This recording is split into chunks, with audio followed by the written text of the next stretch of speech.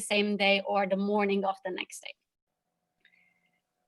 And when it comes to the upcoming deliverables of this project, so as I mentioned back in July when we created the auditing routines or all of these things related to auditing, the legislation was already done. So that's why we were not able to add these things APIP. So then we are currently working on drafting these changes so we can add the policies to APIP so that things can be clearer for you. The other thing is basically completing the changes for the platforms. But you should expect these things to happen only in the first semester of 2021 term and not in 2020 term.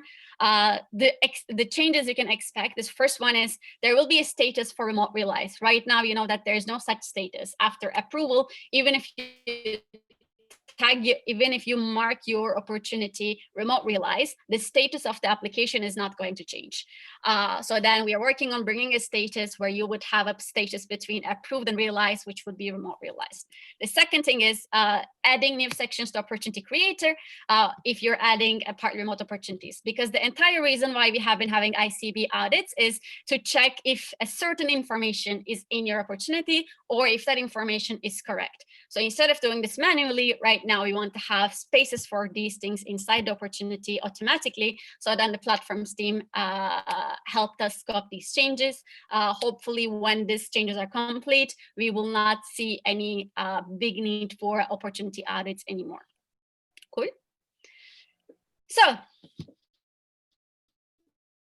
and for all the things that I mentioned so far, when we try to put these things in an innovation timeline, this is how it looks for partner remotes. The understanding part was basically done back in March when COVID-19 hit us globally. And in April, in the first remote future project, there were interviews for us to empathize with the customers. And in May, we started developing some solutions. In June, we finalized our prototype, all the feature details, all the rules. And then in August, we were ready to test it with the temporary features we had in the platforms. And we also made the decision in October saying that this is going to be permanent. So then in the implementation part, we basically started in October. And in an ideal scenario, this should be completed by 2021. Cool.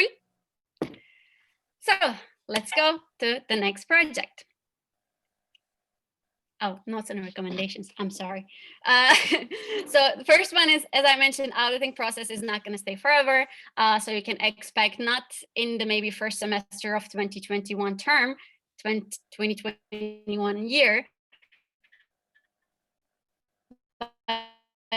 maybe in the second year, auditing platform features to be there, so we would not need an auditing process anymore. The other thing is, please do not be over optimistic about borders and mobility. Whatever your country situation is, and always train your network about partner remotes, make them prepared at least, because in case something happens, you should be ready to convert your opportunities. So you're not gonna start from step 0 where you first need to train your network. Do the training right now, even if you're not focusing on partner remote. Make sure that everyone is aware of what this is. In case there's a crisis situation, you need to convert your opportunities, you can do it right away. So make sure that your network is trained for this. The other thing is, if you are having hard times to understand how you can sell this, how you can convince the partners, you can get in touch with the entities that are already good at this. I will also show you them in a bit, so you can learn tips and recommendations that you can sure read APIP first, and then talk to regional office, talk to ECB chair of your entity, and talk to ICB if you have any specific questions. Cool. So now let's look at the top entities in IGTA. So far, these are the entities that had opportunities tagged. You also see the opportunities, number of opportunities they have. As I mentioned, the number is increasing. We are getting more and more opportunities every day. But so far, these are the entities. As I mentioned, if you want to know how this is happening, you can approach these entities and learn what kind of way they fall off to get these amount of opportunities. So congratulations to all of the AP entities who started doing the partner remote, and I hope that the feature is helping you. And when it comes to the global teacher, these are the entities that have been getting the partly remote tagged opportunities. We're hoping to see even more in global teacher, but as you know, the realization timeline of it kind of passed. So maybe in the upcoming months for the January, February realizations, we can see more opportunities. Good. So now let's go to the next one. Before that, keep this link. As you know, this is everything that we store, all the information about partly remote GT. Keep this link, save it, send it to your network, and whenever you have questions, as I mentioned, first read to APIP and see if you can find your answer there. Then you can reach out to regional office. If you have very specific policy related questions, you can approach to ECB chair, and then you can also write your questions to ICB. Good. Now let's talk about local professional program. Let's start with the same thing. Let's give you a context. The question was very similar. We have travel restrictions, it continues, we don't know when the things are gonna go back to normal. Should we find an alternative to exchange? And can this alternative be by offering local profiles to the companies? Can this be a solution that we are looking for? That was one of the questions always, right? We do exchange all the time. What if we don't do exchange once and we only sell the local profiles? What happens? And with these things, we had a couple of follow-up questions. The first one was, if we are offering a local talent, how would we create a competitive advantage, knowing that all of these competitors are much better than us when it comes to providing the profiles? Like think about LinkedIn. LinkedIn you're probably #1 competitor for this. How are you going to compete against LinkedIn when it comes to finding profiles? So what can be the competitive advantage that ISEC can offer? Then the other question which is connected is, then what would be the unique sales point of ISEC? How can we be different than all the other companies that are doing similar work as us? So then this was the context of this idea of having local talent, local program. And then depending on this, knowing all of these things, we created a project. The objective of the project was research, prototype, and test the local professional program where the talent we offer is our membership and alumni. So remember, let's go back to the question, how can we offer a unique sales point? So then we said, what if our unique sales point is our membership and alumni? And we can argue that these people already have a practical experience and they already get certain skills throughout their ISEC experience. So then let's make them part of our value proposition and try to be different than our competitors. So that was the objective of the project. I think you also remember this from IC. And these were the deliverables. The first version of the project. So it was select the pilot, prototype, and then prepare for testing, test the prototype with the market, and then document the findings. So the project was very simple. Unfortunately, we had some drawbacks along the way. So the ideal version of the timeline, it should have looked in this way. We finished understanding the problem in July itself, and then we empathize. We finished interviews and research in August. We define an ideate, we find solution in September. We create the prototype until October, and then we do the testing October afterwards.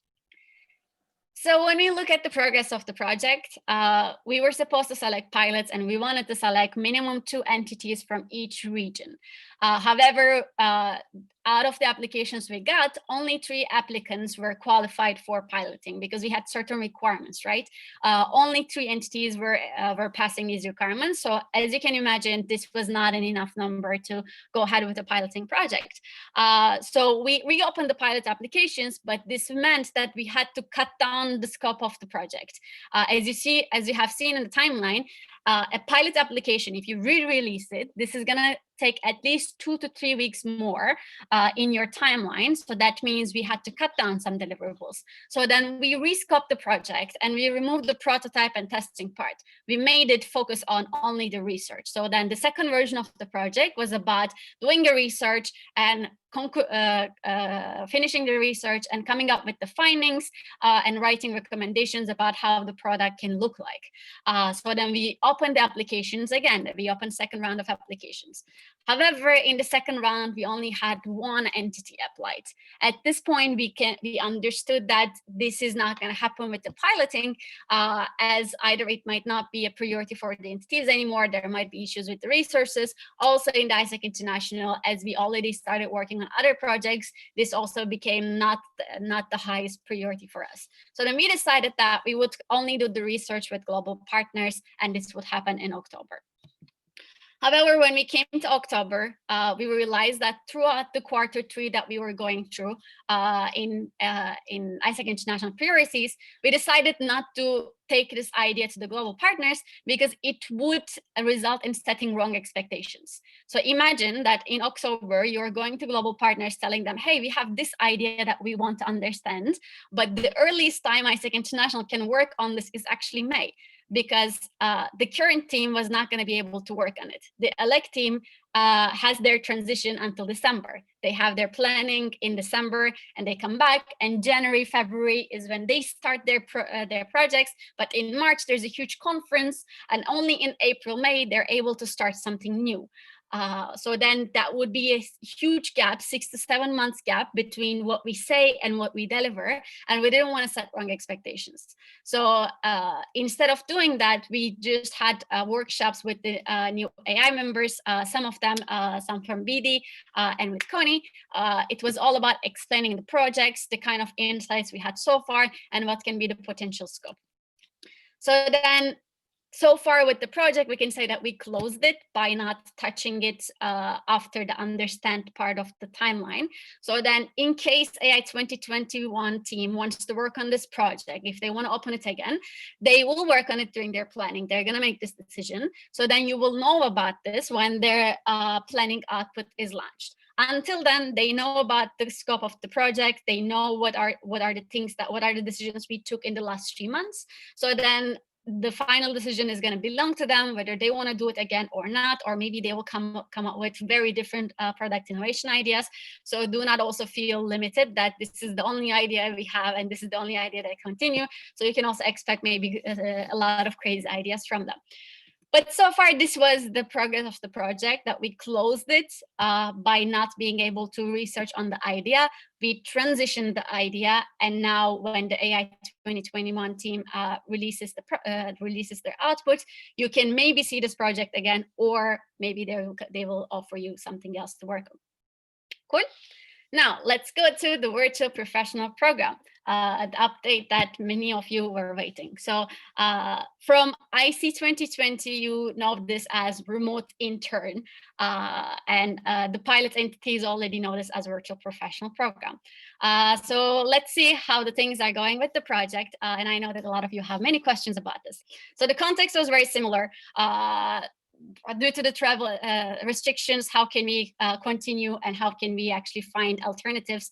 Can a fully virtual program be the solution that we are looking for? Then we also had some questions. The questions were then, would the young people pay for this? Think from your perspective. You're applying for an internship online. And then why would you pay for that when there are companies that can offer you job portals that you can apply without paying them? So then what would make them pay? What kind of benefits would make them pay for it? And how can we make this program more attractive for them? So those were the questions that we had. The other one was also, if it's fully virtual, how are we going to be able to deliver the leadership? How are we going to ensure that the cross-cultural element is still there and people are still engaging with an international environment in their experience? So this was the overall context. And if you remember, this idea of fully remote experience was part of the research that Ali was doing back in April and May. So that's why we have these questions. If you remember from back at that time, there were different scenarios that we were looking at. So one scenario was fully remote experience. The second scenario was partly remote experience. The reason why we go ahead with partly remote at that point back in May 2020 was because there were questions that we couldn't answer about scenario one, which was fully remote experience. So then with this project, we tried to answer those questions. And the questions were what I mentioned, like how can we make this more attractive for young people? How can we solve the issue of leadership delivery and cross-cultural experience in a fully virtual program?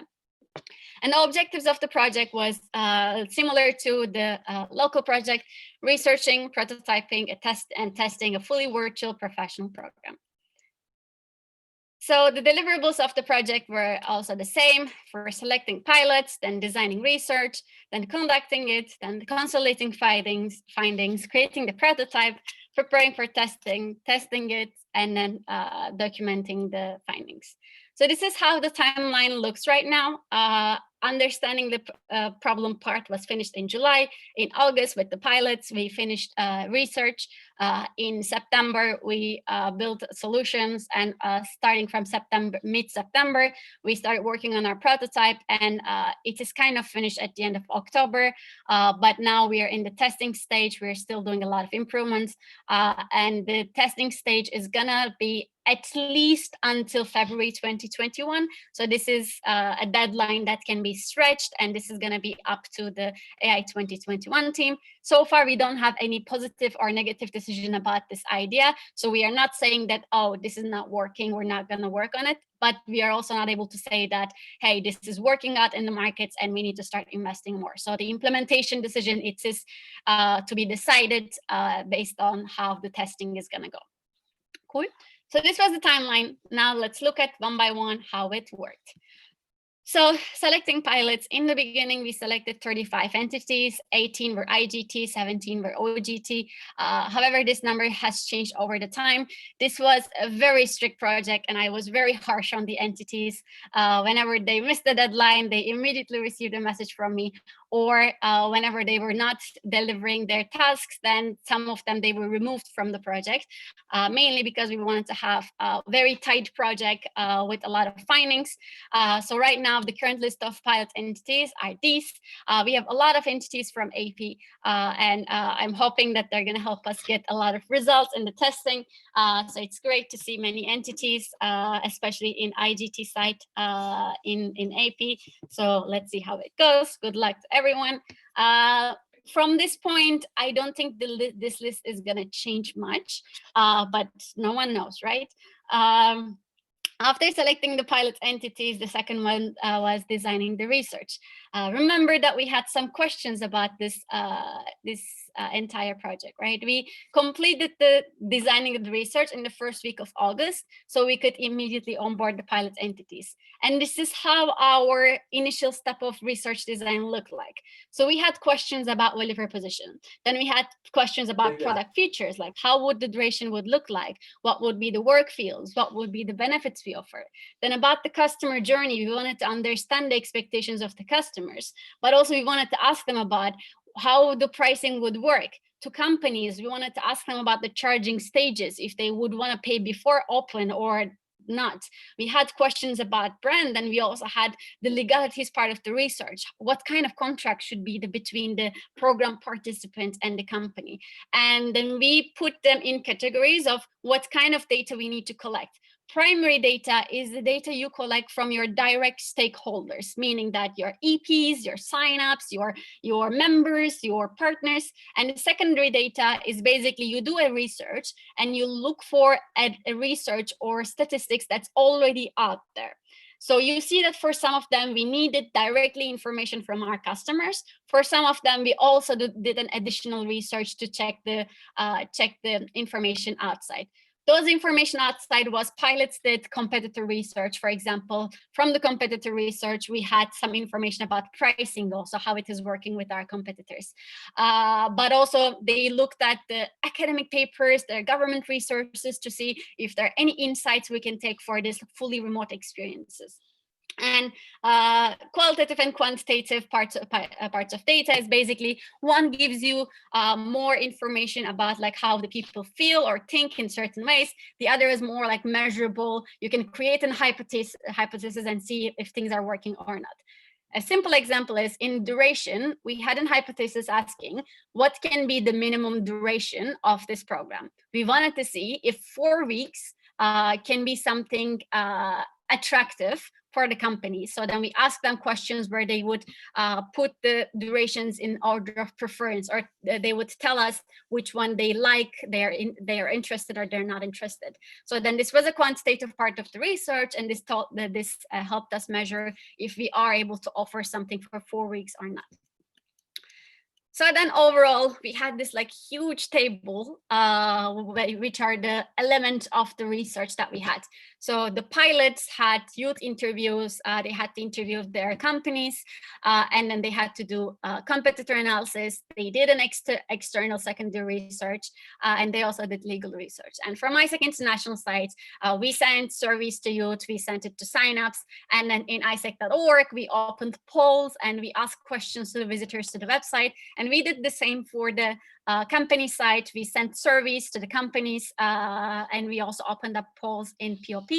And overall, you can also see the targets that the research actually wanted to have a lot of insights from the stakeholders. So then we would be able to answer all the questions that we had in the beginning. And after this, conducting the research, we onboarded the pilots and we gave them deadlines regarding finishing the project. So this was supposed to be done in beginning of September. We finished it. So then this how it looked at the end, how the research finished. As you see, we only had problems with the global partner surveys and also the company surveys. We realized that the global partners that we had, they were not interested in the kind of idea we offered them, because we wanted to have a research for a short duration experience, and they were most interested in longer durations. And for company surveys, although we sent out a lot of emails that we had as POP signups, we did not receive a lot of responses, or the responses we received were not the type of stakeholders we were looking for. So then we did not use the insights we get from that research. But overall, we had a lot of interviews done by the pilots for the companies. So this helped us shape this product. So after we conduct the research, this is how it also looked like. You see that almost all the entities contributed equally. That also meant that the insights that we created were representing all the regions and all different types of realities. It's the same for OGT as well. A lot of contributions, a lot of different opinions and different backgrounds of people. So then we started consolidating the findings. We did that in the second week of September. We had a tool where we had sections for different insights, from the pricing to legal research, from the competitor analysis to customer journey. And at the end, when we created the prototype, I want to open this. Yeah. When we created the first prototype, this is how it looked, the details of the initial program. So then minimum duration we offer is 6 weeks, maximum is 12 weeks. Youth age target is, we are not making it very specific. We kept it 18 to 30. Our organization target is companies, not educational institutions. So that would be the only difference. For work fields, we didn't have any limitation, but we set focus work fields based on the preferences of the customers. So those would be business administration, marketing, and IT. And then we recommended entities to use freelancing contract between the companies and the program participants. But this is not a rule. Again, this is just a recommendation. So that right now, all the pilot entities have the power to use which contract they are recommended by their legal advisors. So then this was the initial prototype. As you see, this is a short duration product idea for companies, but that doesn't mean that it's going to stay like this. I remember that this is just a prototype, and with the more insights we get from the markets, this can evolve. This can be for longer durations in the future. This can be for teaching market or another market in the future. So do not feel that this is the limited, this is going to be always limited like this. So then the other thing that was important is, one thing that was decided is this is not going to be just an internship product, because if it's just an internship, it's not attractive to the young people, and probably they're not going to pay for it. So then we started adding benefits that's going to make ISEC significantly different than other organizations. First one is all opportunities of this program is going to be paid. This doesn't necessarily need to be known as salary, but it's mainly a compensation that they get as part of as a response to their work that they do for the company. The other is we are recording some training sessions which are related to their remote work, but we are categorizing under LDQs. For example, time efficiency, efficient time management is something that might be really related to their work, but we put this topic under solution oriented.